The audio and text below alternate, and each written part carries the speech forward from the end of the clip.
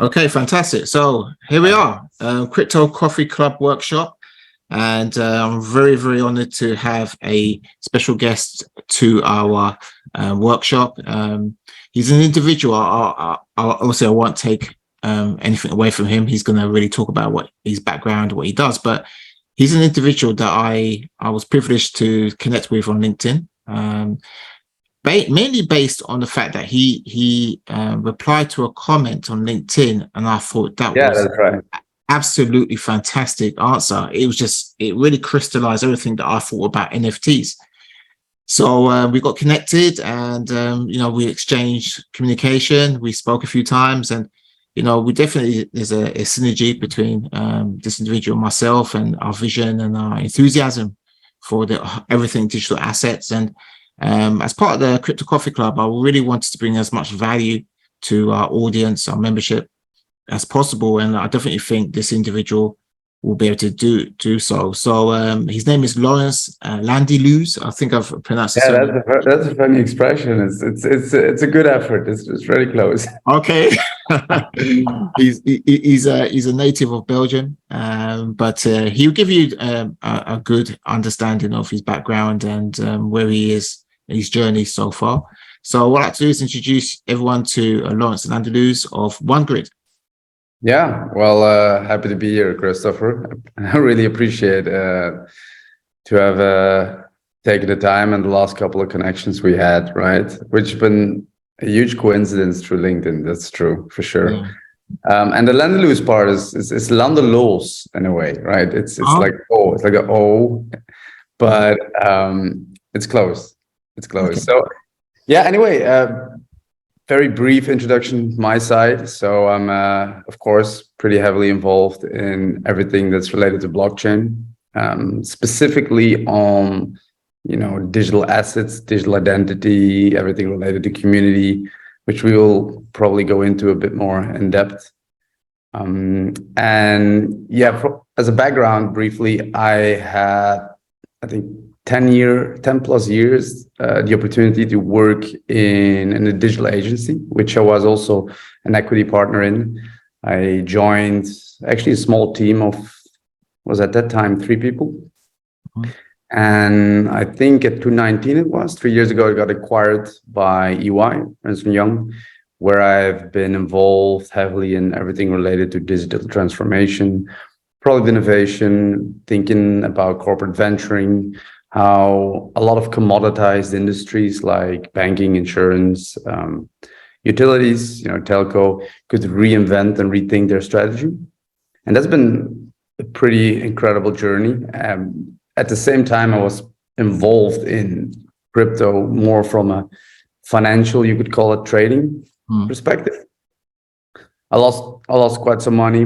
So I wasn't the best trader for sure, but what interested me the most was the movement, I would call it a social movement that came out of all this, and how organizations and economics are rethought using this technology. So that's pretty interesting, and there's a lot to explore and to experiment, and we're currently with OneGrid doing that as well. So and I'll leave maybe some questions open, but we are, as you know, building a platform to allow, communities to evolve, to create on-chain memberships, to create tokens, and to actually become a fundamental infrastructure for decentralized networks in the future. Okay. That's fantastic, and it's interesting about your background and your journey into, because digital assets it encompasses so much. It encompasses a lot of things. I would say I'm a digital assets educator in the making, with lots of things I'm doing, a lot of initiatives as well. But when we first spoke, you mentioned something to me about thinking in the future, in the present. So I want you to expand a bit on that, future thinking. How difficult is that to do? As an individual, and why do we have to start thinking in those realms? Yeah, and it's what we've done the last 10 years as an agency and as advisors for large companies as well. It's what we called future back thinking. It's trying to envision, at least at some principle lines, because you can never be too concrete, but envision how would the market evolve, how would the world evolve, and look it through the lens of economics, politics, but also social, demographic, and then look at how does technology play a role, and then trying to work back to, you know, the industry or the market you're in, and think of, are there certain needs that change, and are there certain technologies that allow us to solve these better, and why and how could we do this? So it's a bit of a conceptual exercise. In my opinion, it's an exercise that currently is happening very broadly across the board at crypto and blockchain companies, because it's pretty hard, it's hard to grasp this exponential change. We're pretty linear thinkers.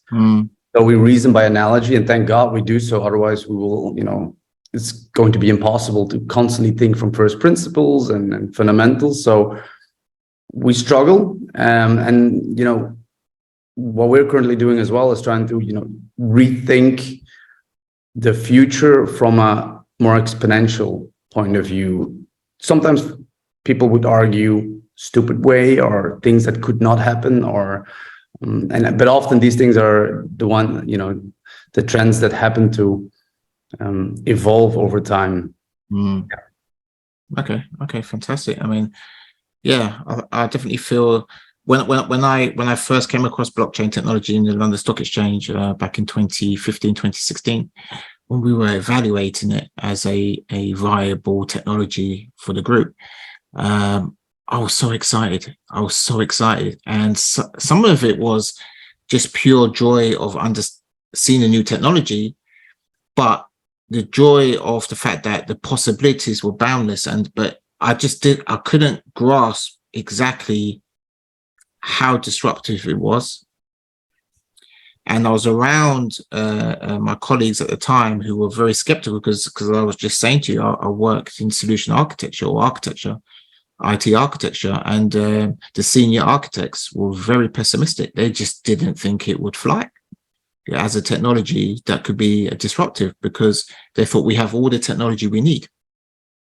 Yeah, and you know, that's the thing, and there's an existing tension between real technologists who, in my opinion, there's some truth in that, right? There's a lot to be done with technology we have. I think there's still, you know, there's a very small portion where blockchain use cases become really prominent and changing.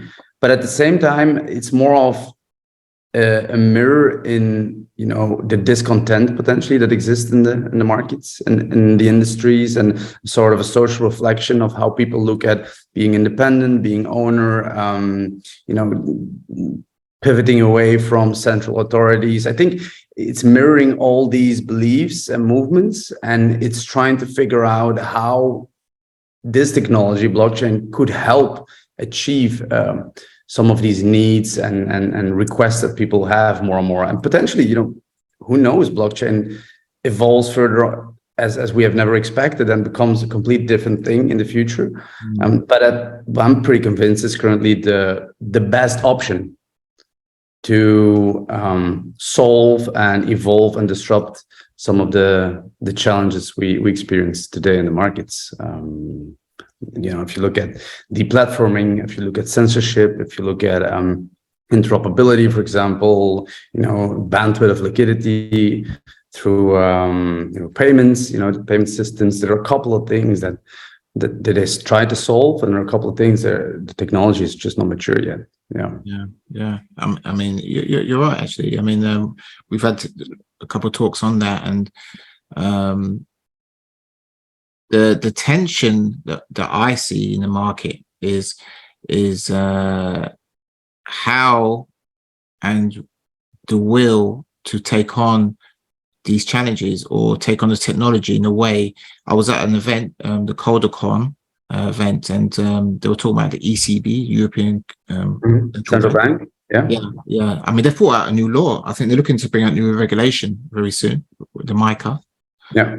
And what one of the speakers said is that he was losing the will to live because of the pessimism and the clinging to the old payment system that's been around for decades. Yeah, it becomes like a truth in itself, money, right? As we know, and we're so accustomed to central banks and authority, and they do what they do, and they probably do their best, and it's very hard to rethink that, because in the end, money, and it's just an accounting system, right? It's just a means, a vehicle, and we can go more and more into the tokens, and that, in my opinion, is also just a means, a piece of technology, a vehicle to solve something. Money in itself and banks in itself don't have a reason to exist except to solve a certain need, like getting loans, financing, helping in transactions, also, protecting people. Because, what happens in the crypto world, it's a lot, people want to have ownership and decentralization and complete stepping away from banks and authorities. But then when scams happen and breaches happen, suddenly they go back to central authorities, like, help me, can you figure this out, can you support me? So there is a role to play there, just to rethink their role in this system, in my opinion. And I don't think people really, first of all, they don't care too much, and a big group, and the other group who does care, they don't understand how. I think it's the understanding that's a problem. So we need a lot of education first. Yeah, I totally agree. I mean, when it comes down to education, and understanding, that's where I like to think I can make a difference with Crypto Coffee Club, as well as my courses and lectures. I think it's a very important aspect. But these workshops really do share a lot of nuggets, in the way people think, especially CEOs. And you've got your company OneGrid. I like talk a bit more about that, in the sense of what plus you got white paper that's coming out soon. Yeah, we got it's like a white paper is ever evolving. It's like the technology. Okay. It's not the paper who, every week I'm discontent again, and we iterate and iterate. So it's a good thing, probably, right? But in essence, what is our belief? I think there are a few fundamental hypotheses, at least theses, we need to have in order to believe, at least us, in the technology. Which is fundamentally, number one, do we believe in the importance of digital identity, right? Like, is that important for us? If that isn't important for us, like all the rest, you could agree, is falls apart. So first of all, if digital identity is important, like what does that mean? And then we move more towards, do we want to own our digital identity? Do we want to have custodianship over whatever assets, connections, the social graph, the network we build? Do we want to own this, or do we want to have other people manage this for us, right? And what are the pros and the cons for each of these? And so my thesis is digital identity is going to become, I think, by a magnitude of 100 more important than whatever basic identity we as human have. I think that's very hard for people to understand. I think the reach of our digital identity, the connections we make digitally, everything is going through the internet lately. Businesses exist on platforms. So I'm fundamentally convinced, like, digital identity is going to become your number one most precious thing. And I think we will have multiple. There's going to be this idea of 1,000 faces, right? People will have multiple digital identities depending on the setting, the context they're at. We even have it now.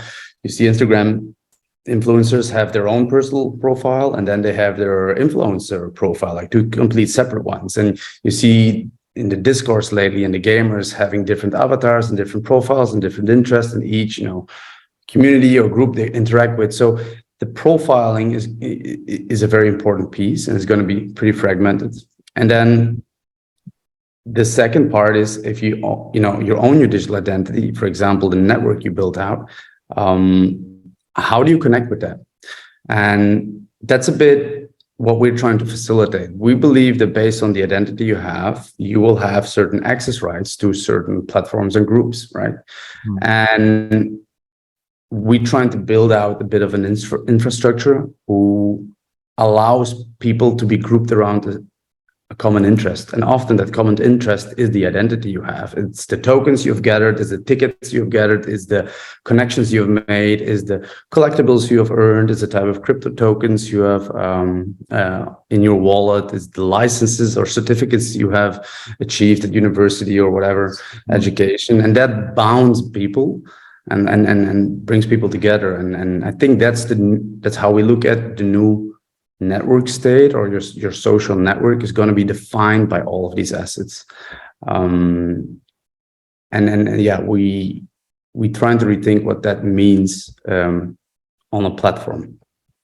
So wow, I mean, yeah, it's fantastic with digital identity, but how is OneGrid going to do that? What is OneGrid's roadmap to provide that type of platform?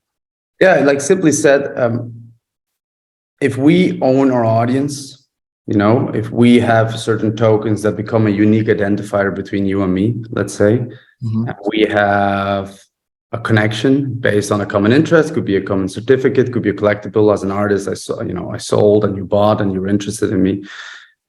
I need to be able to move you across platforms, right? Because that's a value of blockchain. We're going to decouple what I would say the front end layer, meaning the platforms, the application layer, and the backend, meaning the blockchain and the system, and more the decentral infrastructure that nobody really owns except you, and a piece of the assets.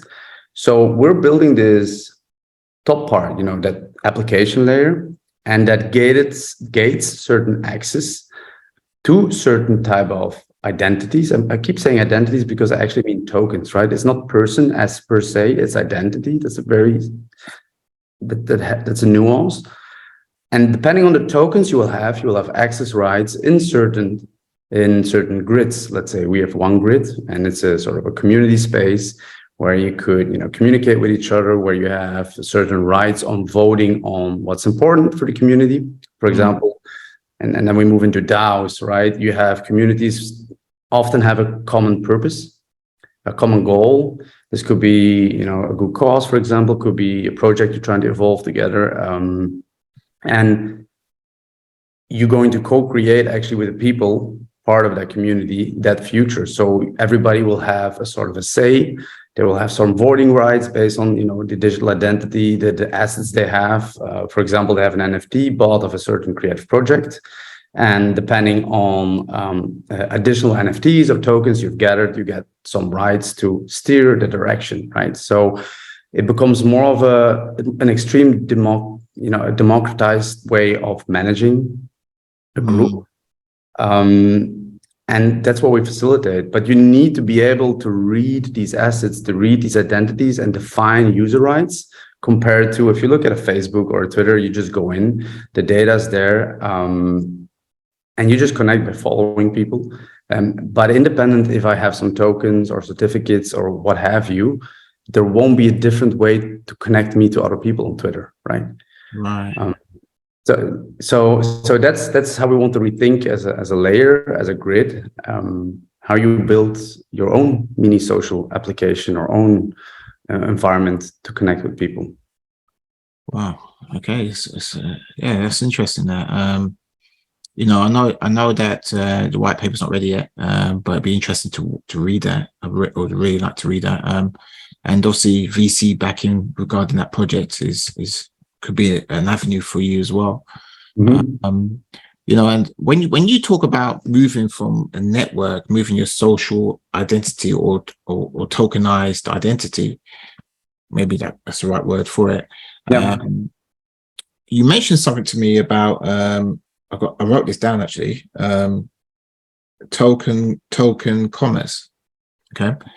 So you mentioned about Nike, how Nike could move its customers and create a way where if they bought something on the website and the receipt could be tokenized. For example. Yeah, for example. Yeah. For example, like because we need to step away from tokens as a thing in itself. It's merely a piece of technology, and it augments existing concepts. It's not that we're going to break laws of physics or reality and completely something new, right? As everybody thinks, like the token is the holy grail in itself. No, the token is a piece of technology that augments an existing concept, meaning digital art, but this time owned by you, instead of controlled by this database where you bought it from, or the JPEG, whatever. And I personally think a lot of transactions and assets online can be tokenized. And by, for example, let's assume you buy a lot of the Nike shops, like online. You're like a frequent customer, and instead of having a receipt, your receipt is going to be an NFT or token, right? And that token will be in a way connected to your digital identity, because your wallet, which also has your money, your cryptocurrencies in it, you pay, and automatically it will, capture or own that asset, that receipt that you have, transacted. So certainly you have evolved your wallet, because your wallet is your digital identity, right? Your wallet is reading that piece of the blockchain with these type of tokens that are linked uniquely to you. That's what it is, right? Yeah. So if you lose your wallet, you could say you lose your identity, which is a whole nother discussion, like how important do you want to have ownership over it versus other people? Because who do you trust? Do you want to lose your digital identity, right? So there's a lot to talk about the gravity in moving into this space, that you could lose who you are digitally by just forgetting your seed phrase, for example, which is the worst, right? So that's a dangerous space. But at least let's assume you have all these tokens, all these receipts of Nike. Depending of how loyal as a customer they define you, they say, for example, X amount of tokens of Nike that makes you a loyal customer. You could then connect with the website or whatever platform they use, and then you will see probably other information and have other benefits and other digital journeys and experiences compared to people who have never bought something on Nike, right? And that's what I mean. Like, the digital experiences you will have will be completely tied to you as a person, versus this one-to-many type of websites that we know now. And I think there's a lot of magic for brands to explore, but we need a lot of hoops to jump through, from wallet connects to have everything interoperable. You have the different blockchains competing with each other, so there's a lot of mess to be solved first. But I think there's a lot of value there. I mean, that's really interesting, because Wallet Connect is a coin that Credo are launching with a lot of their custodian services. Okay. Yeah. You mentioned custodians. Majority of people bank in the bank because they can't trust themselves with their own money, for example. Yeah. And I think just the fact that you have an option is already a huge shift. True. I think we like I'm not a hunter, for example, but that's nice to have the option, right? If tomorrow they say, like, Lawrence, you will never in your life, as a sole person in the world, be able to hunt. We just decided globally that's illegal for you. Even if I don't hunt, that's pretty annoying. But just reverse that. I have now the option to decide, do I want to own it myself? Just like money, do I put it under my bed, or do I put it at the bank? And money, actually, to be fair, paper money is decentralized, right? It's mine. And now it becomes a sort of, a piece of encryption, a piece of code in a ledger in a database of banks. So now it's not yours anymore. Right. So actually we move from decentral to central. We're trying to mimic what money means physically, but then digitally. That's a shift, and that's pretty interesting. Yeah, it is. It is, and it's got me thinking. You always get me thinking, Lawrence, because you do open up a Pandora box of creativity and ideas that we've got three guys on, John, Chris, and Bob and Bobby on a call. These guys are heavyweights, they're very experienced, and I'm sure they'll have some questions, but we'll probably keep going for a little bit more. Yeah. And then we can bring the guys in, and they may have some questions for you as well. Sure.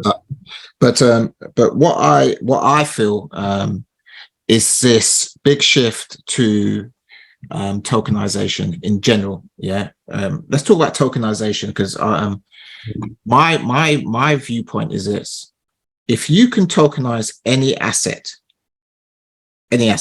yeah, whether it's commodities, whether it's a license, or a real estate building, anything can be tokenized. Okay. Now, how do people do that? Where do they go to? Is it going to be or go to the Microsoft of tokenization, or go to the Apple of tokenization, or how is that landscape going to look? Yeah, it's so first of all, we have the blockchain wars. Like, we need fundamental infrastructure that works. Currently, we're in a stage that people are, as a layer 1 infrastructure or a layer 2 infrastructure, fighting with each other, which is the best. My transaction speed is better. My gas fees are lower. What have you? You're like, I have way more developer and applications on top of mine compared to you, and there's like this forever fight, which is normal. But that has to sort out first. I do believe there's going to be a landscape of multiple, infrastructures bridged together. I do not believe. I'd highly doubt there's going to be a zero-sum game, right? But that's difficult. Bridging, there's security issues, it's suboptimal. We're far from there. So first, that has to be sorted out. Then I believe blockchain will be more of an integration into existing platforms than it will be completely new, in the sense of, I do believe that larger players, larger infrastructure, for example, the Microsoft will automatically integrate tokens in their existing front and their existing assets. For example, Reddit is a basic example. It's just a social media platform, right? But they have suddenly shifted from non-tokens to building their coins and their avatars on top of the blockchain, so tokenizing them. And they made it extremely user-friendly. Nobody really knows it. They explain it somewhere in the disclaimer, but it doesn't really matter neither. But they're gradually shifting into the tokenization. And I think a lot of platforms will do the same. You could argue certificates, like real estate certificates. I don't believe suddenly there's going to become one platform that somebody creates an NFT, logs in your house and geo coordinates, and there's your certificate. I do think there's going to be a sort of register, a software that governments use, and the blockchain is going to be integrated with that and facilitate, for example, this tokenization. So it's going to be way more at the back end for these larger scale operations than the digital tokens we know now that you can make on OpenSea with a visual, right? Right. But all of them are tokens, and all of them will be owned in a wallet by you, and it's going to be part of your identity. Yeah. Yeah, that makes sense. Yeah, it does actually, because the shift from 2.0 Web 2.0 to 2.5 to Web 3 is going to be like a sort of merge, gradual joining of how we know the world is currently, and then how we move into a new way of being, a new way of transacting, integrating with each other. I don't know how long it's going to take for the infrastructure to kind of to calm down, and then we have maybe 10 blockchains that are real de facto also, and then they're all interconnecting, interoperate, and then we're building that application layer on top where I think that's a real opportunity now. I think that is the opportunity for people to really get involved in. For sure. But it's a big shift. It's very hard. I think people underestimate, if we really move into this space, that the application layer is going to be twice as hard as we know now, because the modes, the IP we have, we lose a bit. Purely, well, it's not. I'm a bit binary what I'm saying, but I do believe that if you take out the walled gardens, and for example, you can bring your audience or your assets across platforms, and they read that out, and they convert that info in a different display, a different UX. Platforms and applications need to rethink how they, lock you in a way, right? Because it's still a business. While now it's, if you're out of Facebook, you lose all your friends. It's that simple. Right. So imagine if Facebook says, if you have the Facebook token and your social graph is connected to it, and if you upload it in Xbook, whatever, suddenly it all appears and they're there. So, and all the data is reshared and redisplayed. Let's just imagine it becomes way harder for Facebook to be differentiating, accept the functionality, the experience. So there's a big challenge, I think, in the space to rethink how you remain competitive. And then also, I think that's why we see on the application layer token creation as well. All these, apps are making their own tokens, and these tokens, if you are very early on the platform, you will earn a lot of these tokens, and then gradually they grow in value. Which makes you want to stay in a way, because monetarily, financially, you're better off. So why move to another platform? So that's how people are rethinking to capture pieces of the market. So it's a very interesting way of competitive dynamics compared to what we knew before. Well, it's true, but I mean, now obviously the metaverse is really, a lot of companies like Accenture have betted on it, saying that that's where everything's going. They've rebranded everything to metaverse. The technology. I don't know. I'm more excited about augmented reality. I think Apple are very much focused on that as a company before the metaverse. So that could be very interesting, especially the healthcare. I think augmented reality could be an interesting concept that I really get into. But what also I want to explore, Lawrence, is along the enterprise, because you mentioned that you sold your company to EY, I think EY, Ernst & Young. Yeah. And Yes. you did talk about them because they did reach out to me recently. But how in the enterprise level that companies are gearing up? Where do you see companies gearing up to take advantage of this landscape? Funny thing is, they really don't know. They are to really take it.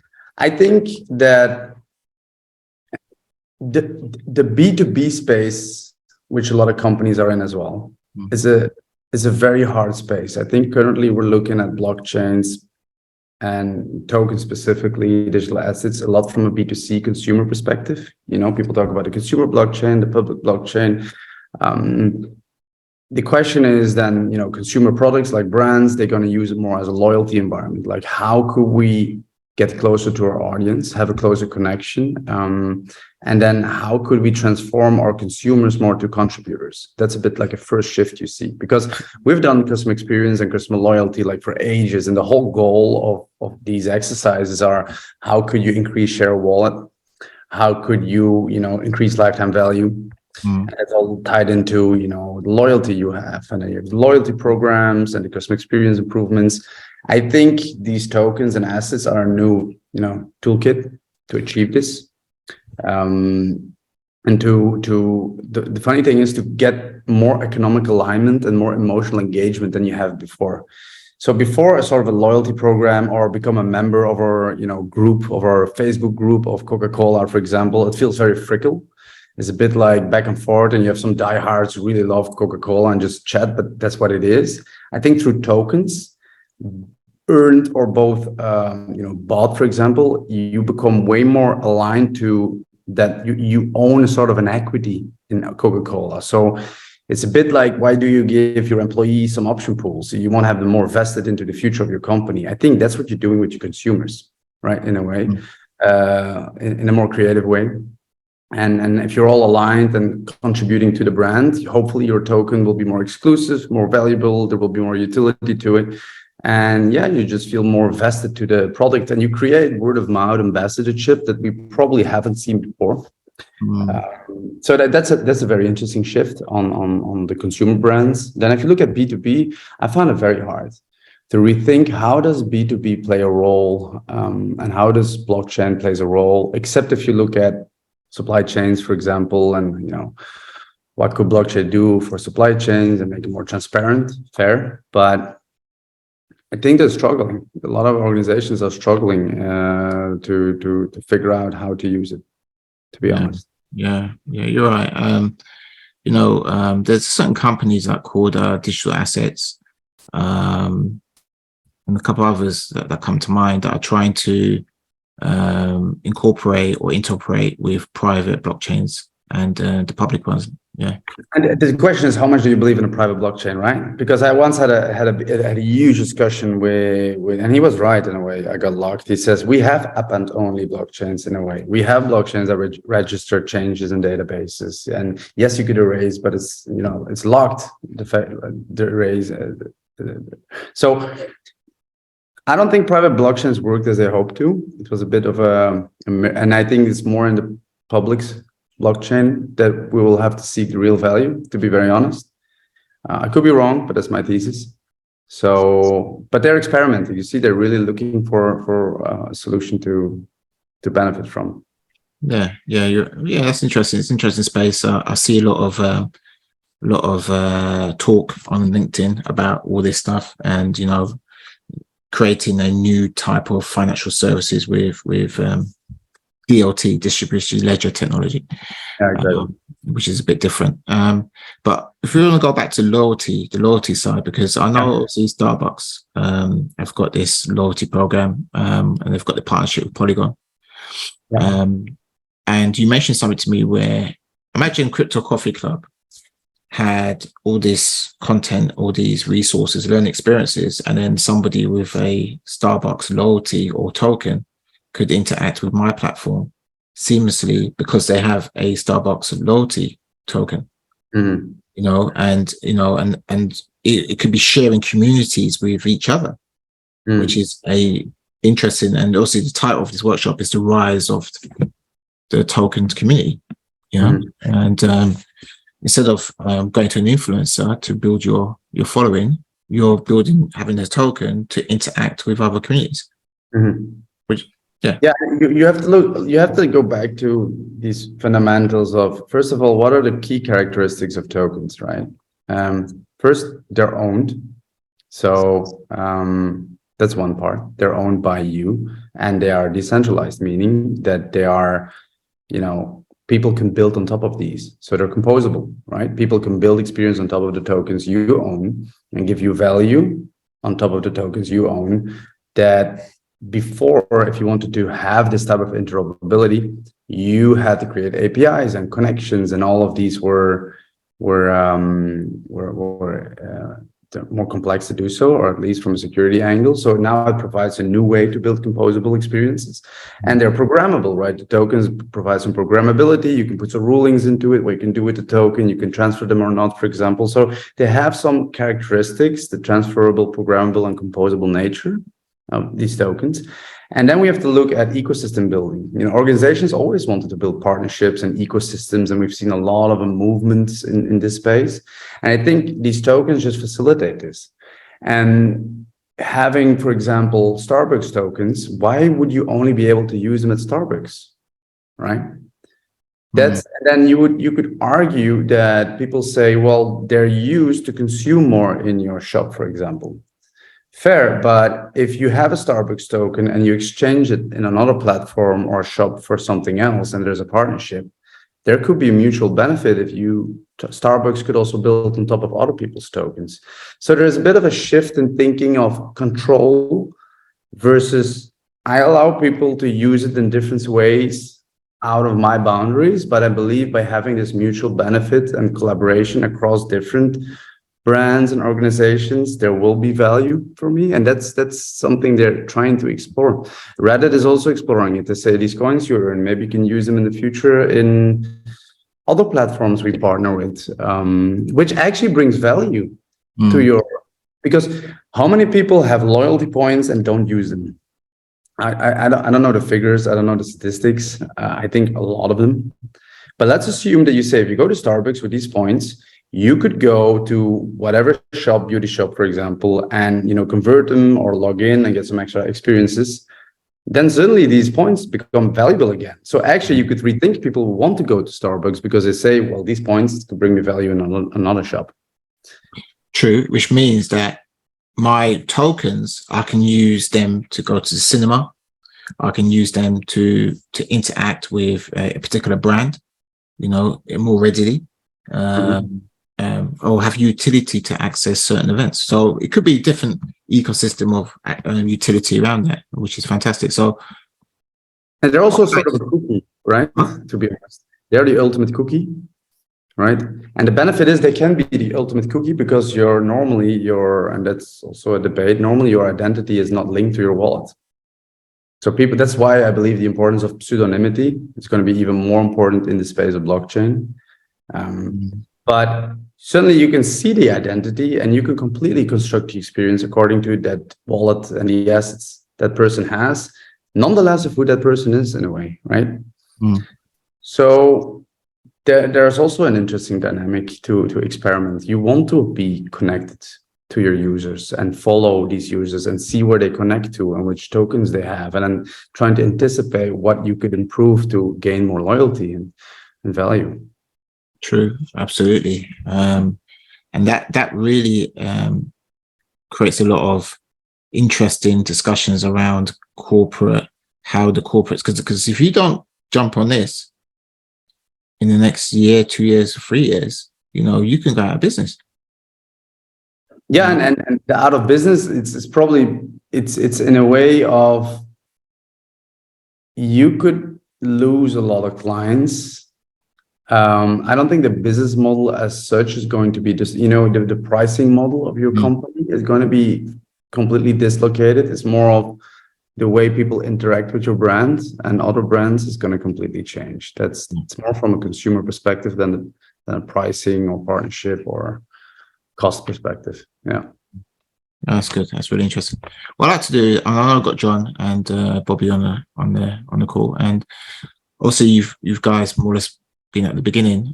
Is there any particular question or topic that you like to ask Lawrence? Because me and Lawrence can go on for a long time, talking about stuff. But I'd like you guys to come in and maybe interact as well.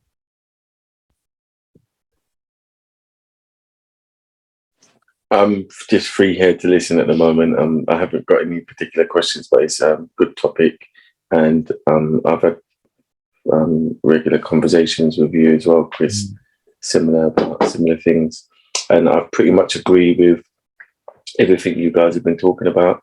Only thing that I'm not so convinced about is having the identity, the wallet identity. I'm not too sure about where that lies with me at the moment, because it's a difficult one to say that you've got a wallet and you've got your private keys and public key, but you know who owns that wallet because of the identity. I'm not sure that it goes hand in hand at the moment. It's too open because of different parts of the world. GDPR is different in different parts of the world.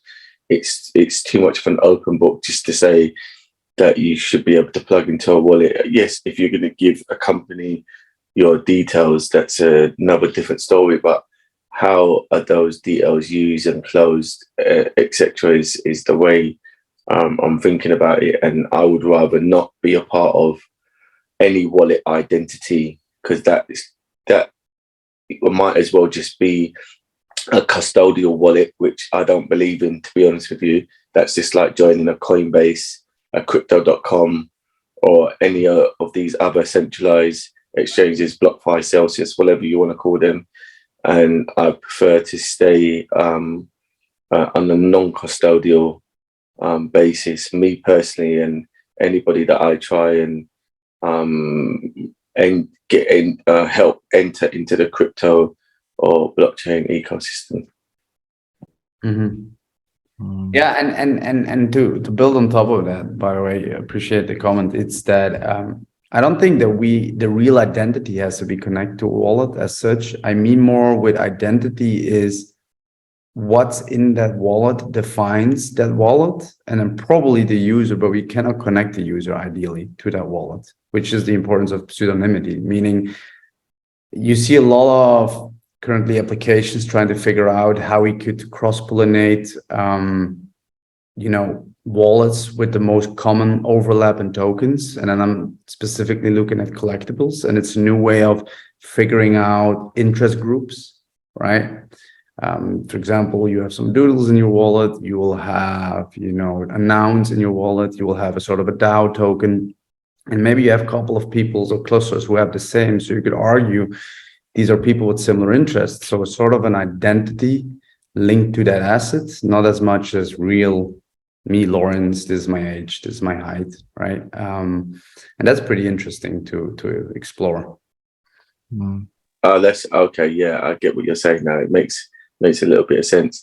As long as it don't necessarily give people too much power just because they have a particular item in their wallet, and to make judgments and economic values or arguments to where a particular chain should pursue a direction. Because I do see a lot of these DAOs and wallets that do have a particular amount of crypto, and they do get to vote, and the majority of people that are voting, they haven't got an economic degree or even know too much around economics, and they just hold the token and they voting on things that they don't know about, which is a bit of a shame.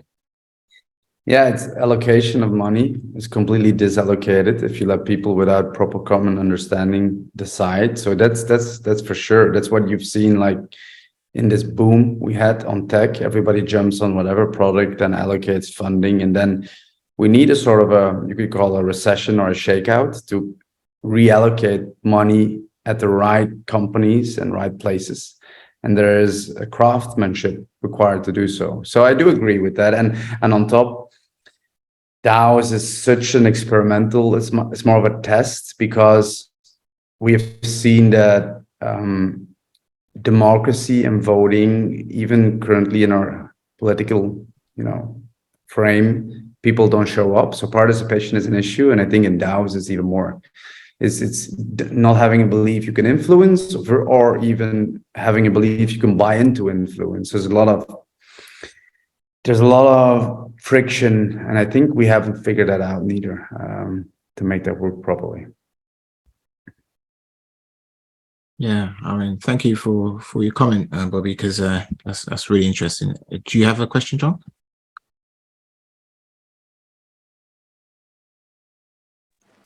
Sorry, no questions from me. Just enjoying the conversation. Very interesting. Okay, excellent. Thank you, John. So I think what I like to do is pivot a little bit, because OneGrid is going to be very interesting to watch. Yeah, I definitely feel that. Okay. Yeah, well, in a good way. In a good way, and whoever sees this, later on, we'll definitely look up OneGrid and some of the great things that you mentioned, Lawrence, as well. But what I like to think, and it's important, I think, to everybody, is there's a lot of talk, there's a lot of what do they say, showmanship in this area of digital assets. There's a lot of showmanship. There's a lot of big headlines, big money being allocated, all that stuff. Yeah, but I'm very much is, what are you building right now that's going to be delivered? Yes. That's the main thing. That's a good question. So in the basis, it's twofold.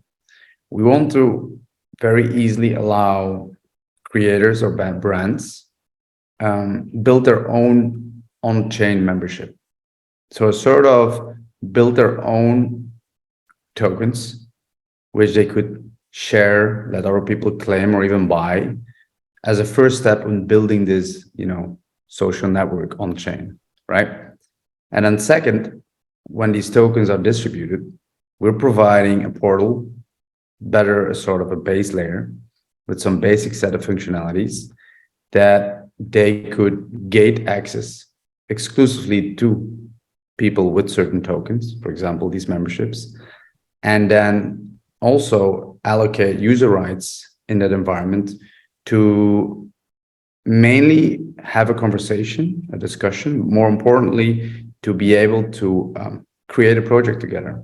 For example, establish a creative vision of something you want to create, a sort of an animated series, then being able to, co-fund a treasury together and have, decision power distributed, and then have also a sort of a mechanic to have ideas or suggestions shared, discussed, and agreed upon in one environment. So it's a sort of a workspace, a grid that is made for connecting with your on-chain network, on-chain members.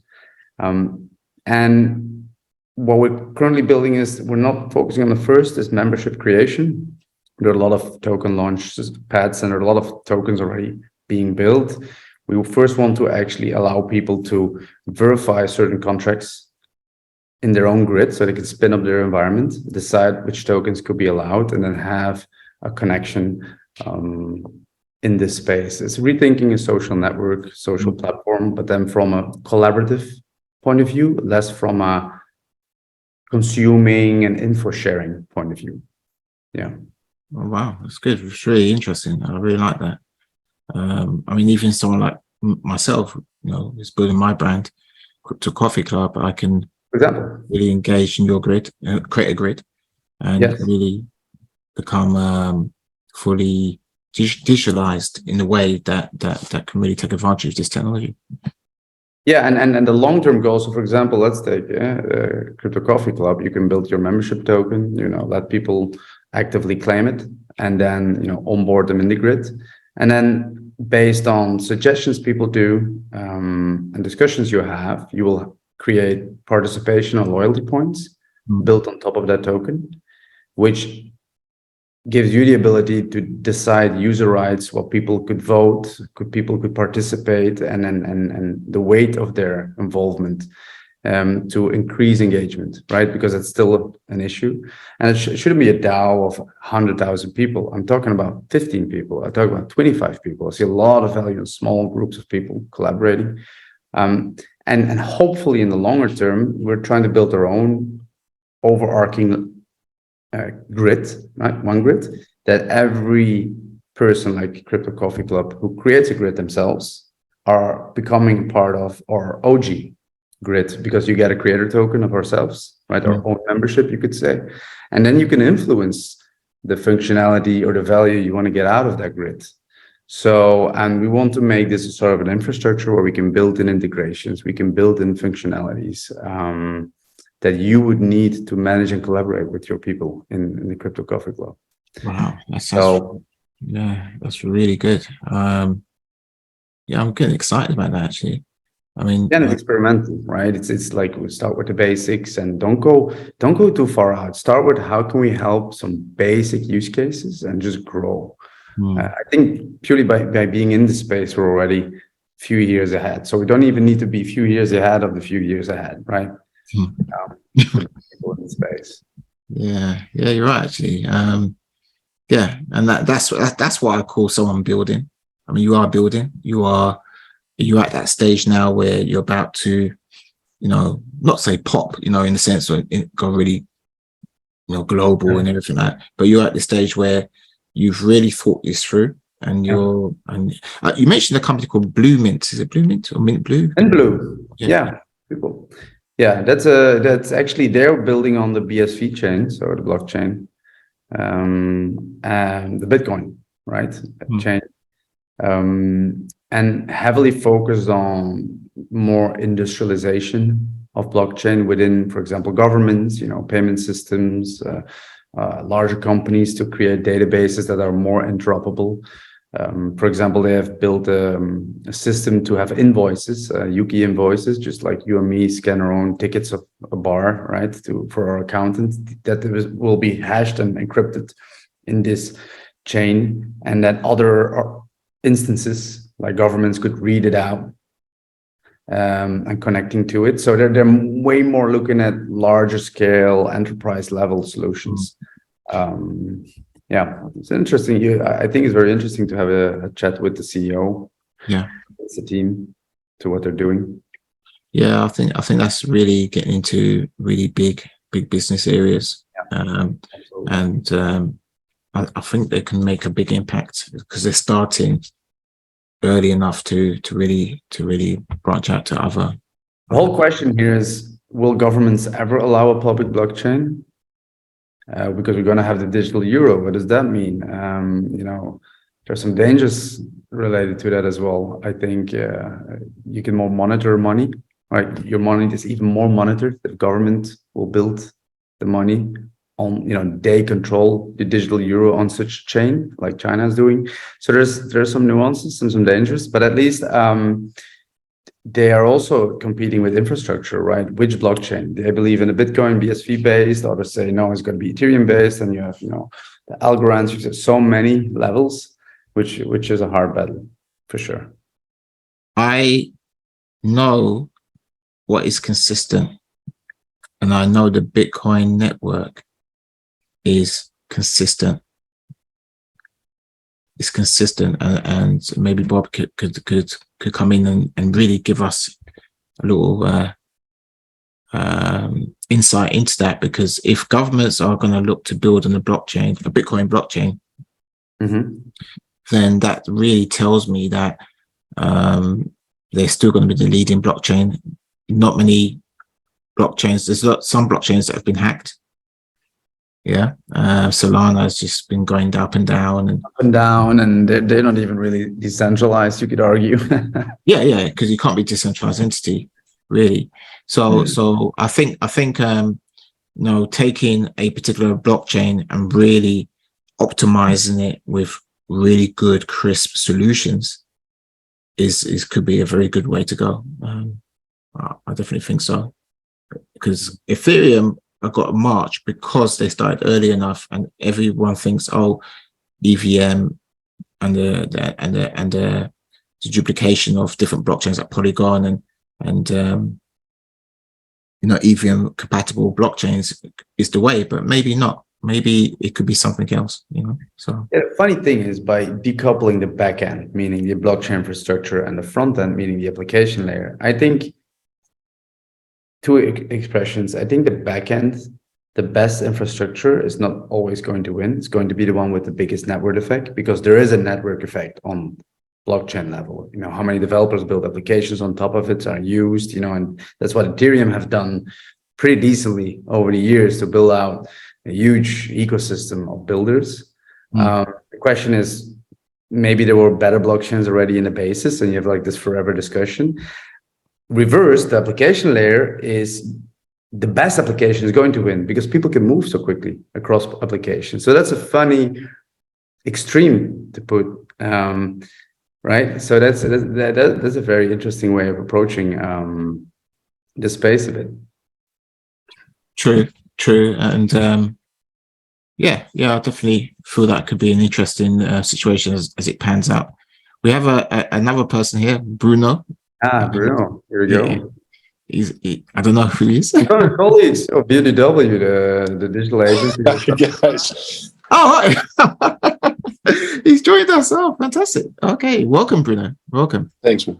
Yeah, we're an hour in, but we've really covered a lot of ground. But it'd be interesting to see your viewpoint. I know you've just freshly joined us, but are you used to work together at the digital agency, or is that correct? Yeah, that's correct.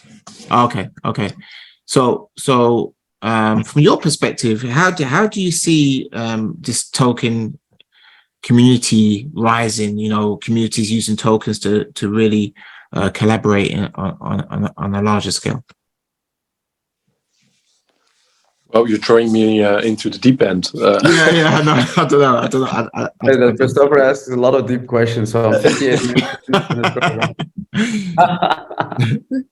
minutes. Sorry, I'm missing a bit of context, but your question is basically, how do I see tokens evolve within community building as a whole? Yes. Good question, first and foremost. To be honest, I don't have a ready-made answer just like that. I would have to think about it a bit. Okay. I can give you the lame response of seeing crypto as a general being much more or seeing a lot of increase, and the use cases built around tokens are infinite almost. So. Yeah. I mean, seeing a lot of potential, but to be honest, I haven't seen a lot of very concrete use cases within corporate identities yet or entities yet. So that's definitely a big hurdle still. You're still seeing a lot of early stage adoption and early stage cool stuff popping up, but the business model behind it for me is still a bit unclear and still evolving every day.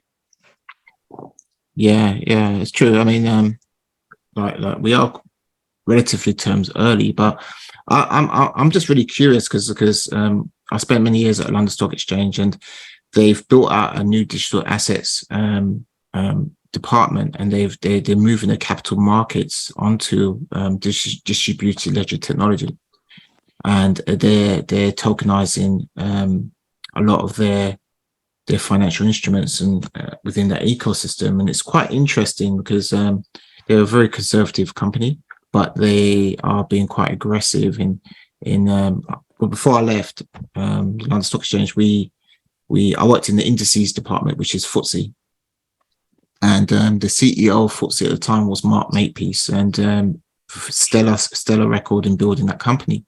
But he wanted to move everything to digitalization and tokenization because he did say that the market are asking for it.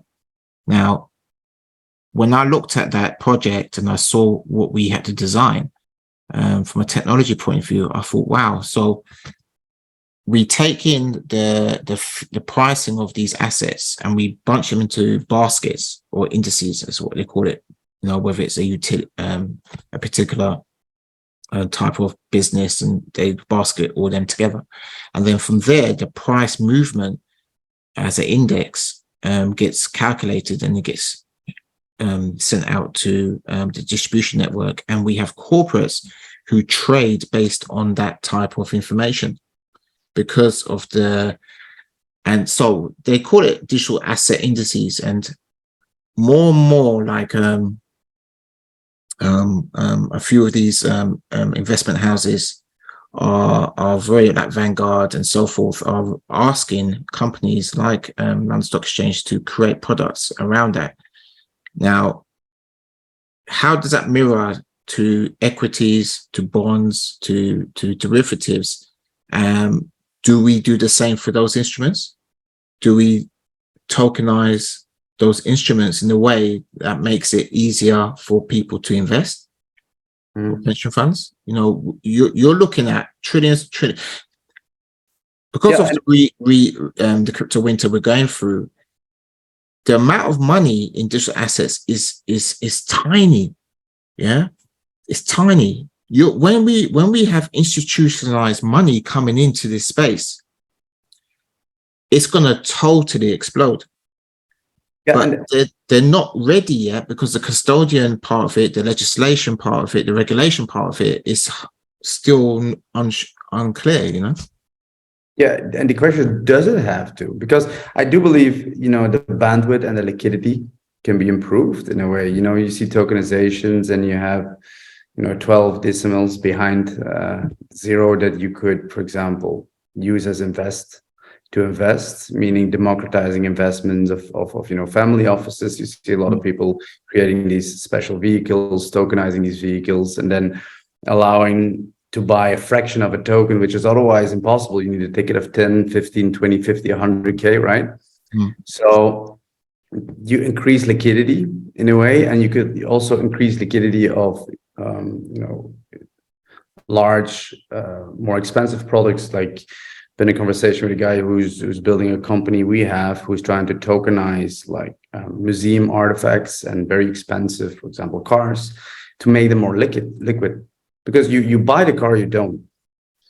So can you create a basket around these type of assets and do tokenization of shares, for example, make it easier for smaller people to step in? I mean smaller, like less capital heavy people to be involved in investing versus having to buy bigger tickets in funds and in shares. So that's, I think, the only, like, honestly, the value I see now.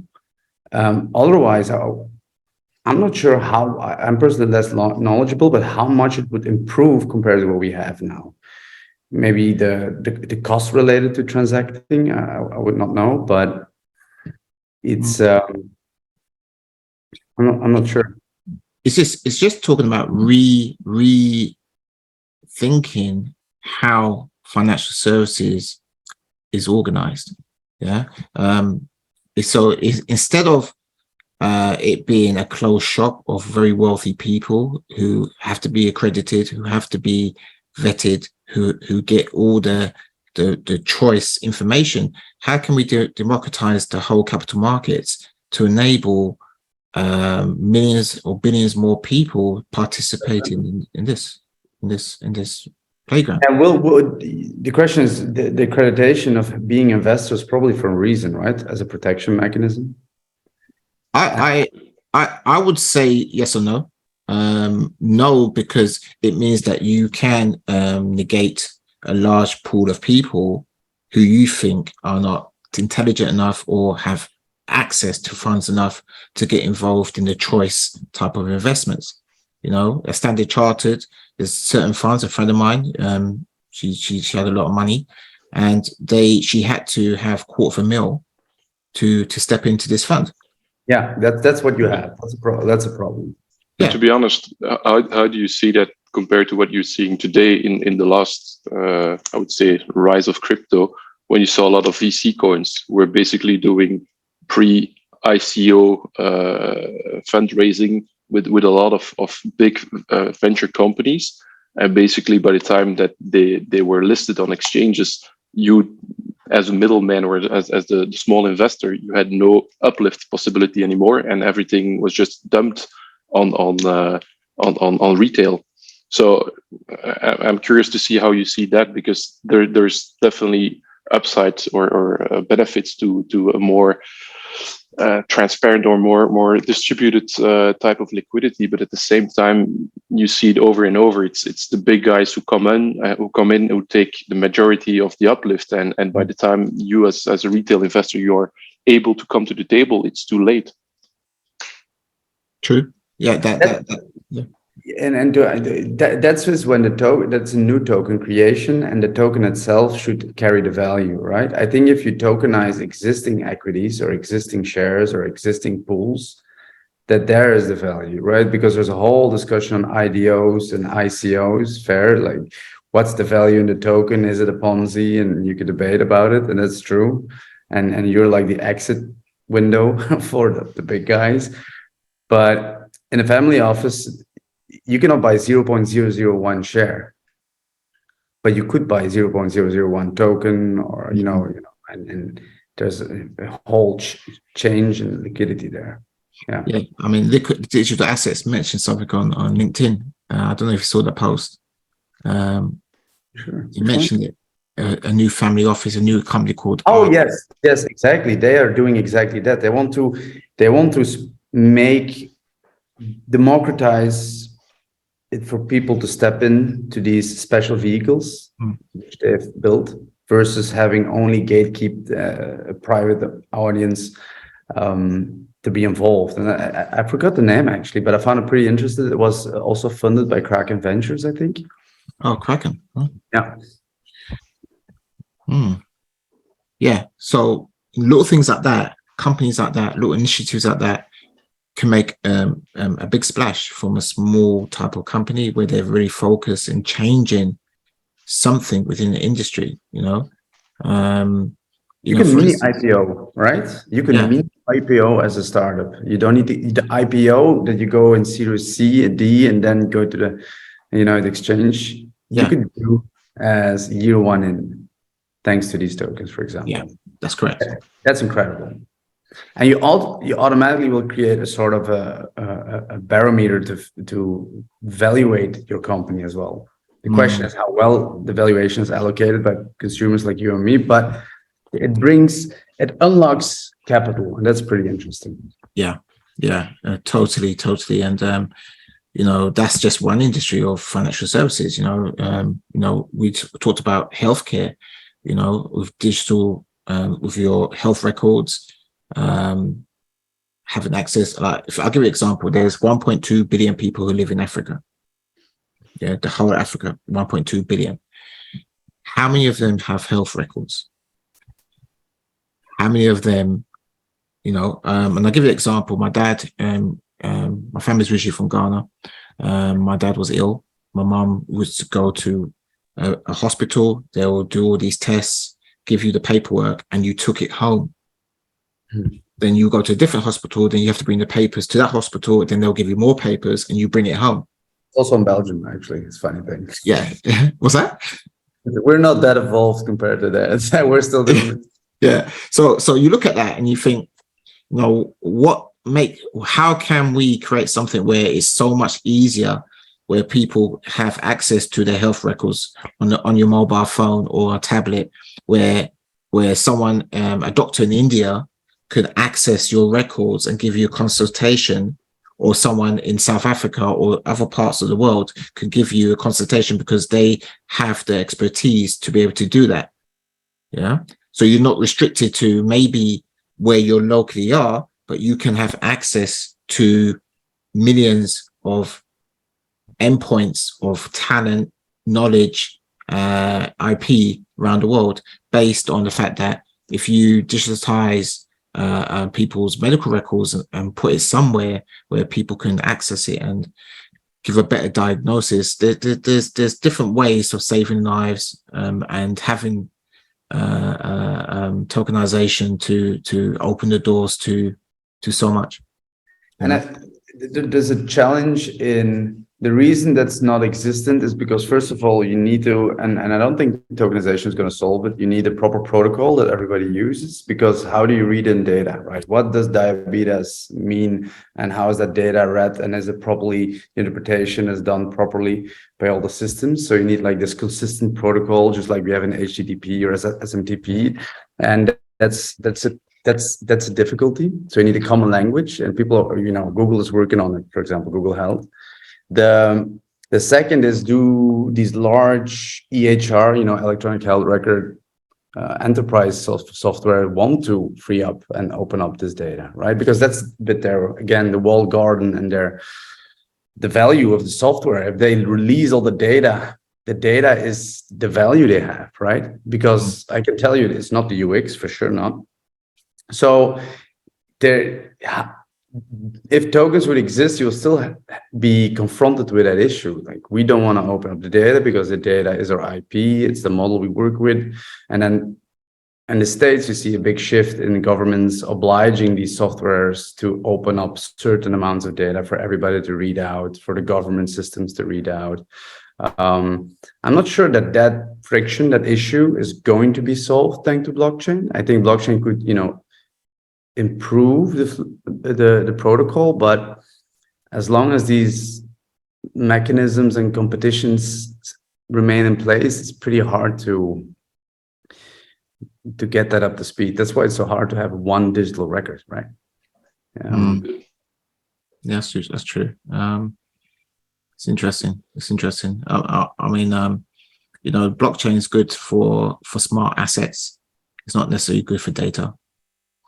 Exactly. And the data, how open is the data, right? So where's the data stored? You still need, decentralized servers. That's fine. You can have, but then how public are these servers, and how public do you want health data to be? Do you want to be connected to wallets? So there's a lot of challenges that it does bring. Yeah, that's true. It's interesting, Lawrence, because I feel very enthused by this discussion, as always, speaking to you, and just the creativity that can happen out of discussing this and collaboration. Because one thing that I think Google were very good at is they use their employees to innovate. Okay. Oh, thanks, Bobby. He's dropping off. We're gonna probably wrap up very soon. Yeah. Is that they use the workforce, the talent that they have, to innovate, one day for innovation, to bring something to the company. And I think collaborating in communities and collaborating to innovate is really going to be the thing that differentiates a lot of projects and a lot of initiatives, I think. Yeah, and I think if there's one takeaway as well, is tokens are merely an incentive mechanism for economic alignment, as I said, and collaboration, meaning the token should carry some sort of value, which could be functional, monetary, or it could be emotional, like status. And I think using these tokens could help be an influence in aligning collaboration for a common cause, which is less available. And if it's available, it's more of a gimmicky, the points and less utility than decentralized tokens could have potentially. And there I think is a lot of value. And more collaboration, more contribution is more brain power, is more innovation, is more improvement. So that's interesting. And that's what we as OneGrid also want to facilitate. Like start with the grid, improve collaboration and get everybody aligned. Yeah. Yeah, that's good. It's really good. Really good. Golden, I quickly want to jump into Golden. The platform Golden,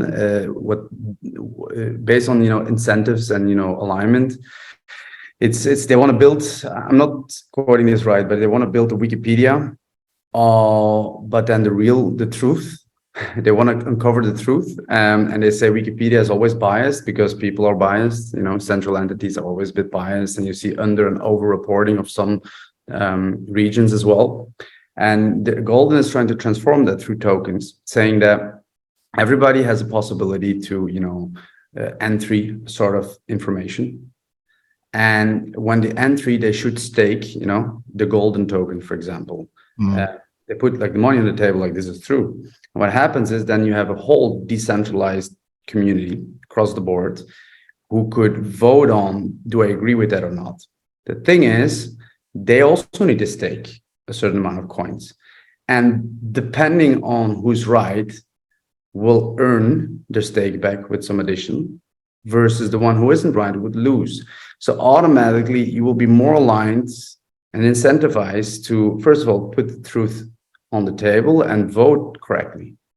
So you create tokens are used as an incentive mechanism to get purely objectively the truth in this space. And that's an experiment they're doing at Golden. And I thought it was incredibly smart.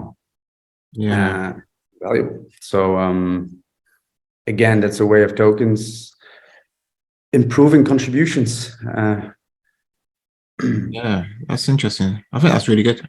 I've never heard of it, but I think having that line of thought and the line of principle with that type of incentive will definitely work well in other areas in business as well. So, So I don't know. We're going to wrap up now. It's been fantastic. I mean, obviously we got John and Bruno on the line, and if they want to have any closing questions, feel free to do it right now before we get a closing remark from Lawrence.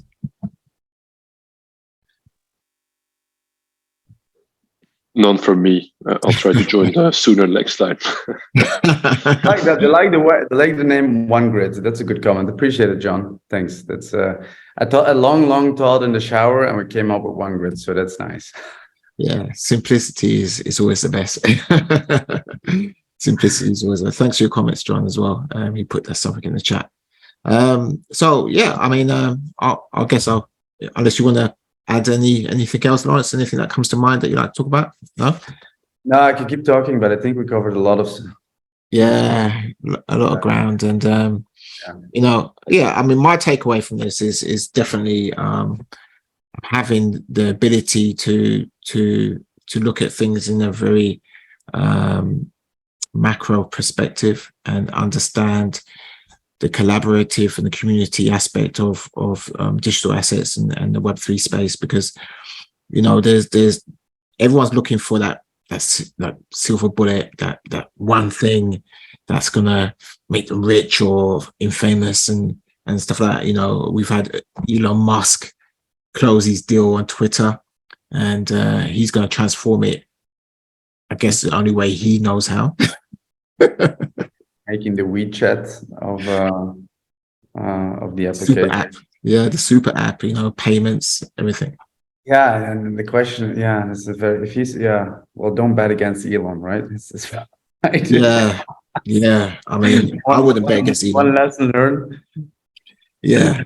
So, you know, there's a lot to come. But I think OneGrid, I feel, could be a big talking point in the corridors of some of the VCs, and hope your white paper and gets the backing that it deserves.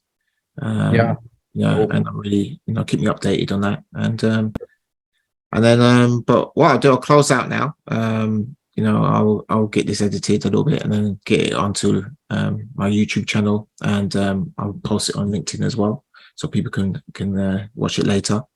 But yeah, really appreciate your time, Lawrence. I know it's quite late where you are, and I appreciate John and Bruno for sticking with us until the end. So with that being said, thank you again, and look forward to the next workshop. The next workshop, it will be interesting. I haven't got anyone lined up yet, but I think I'll have something really special for everyone to tune into. All right then. So with that being said, good night, and really appreciate your time, Lawrence. Okay, happy to. Thanks. Bye, Christopher. Okay. Thanks, guys. Good night.